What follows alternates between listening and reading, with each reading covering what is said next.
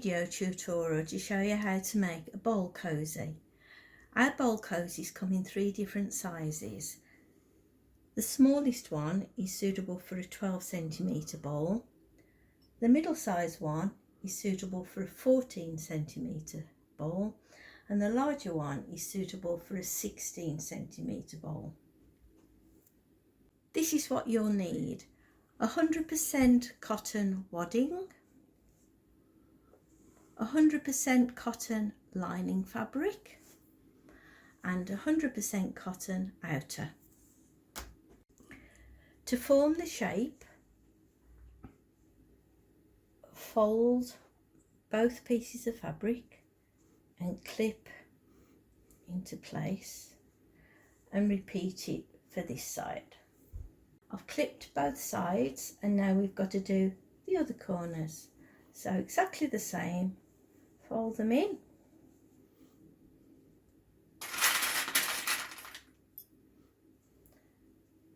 and clip into place, and repeat for this one as well. I've clipped all the edges now, and I'm going to take it over to the sewing machine, and I'm going to sew along each of these clipped edges. I've sewn along all 4 edges, and I'm going to put that to one side for the next stage.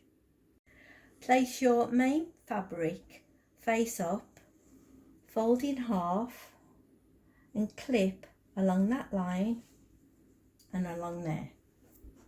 I've clipped the 2 sides, and now I've got to do the other 2 exactly the same way.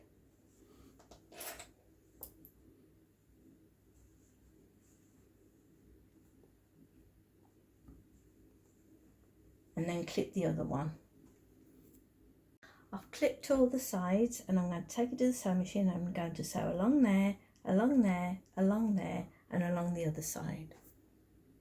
I've sewn all 4 side seams, and I'm going to turn it the right way.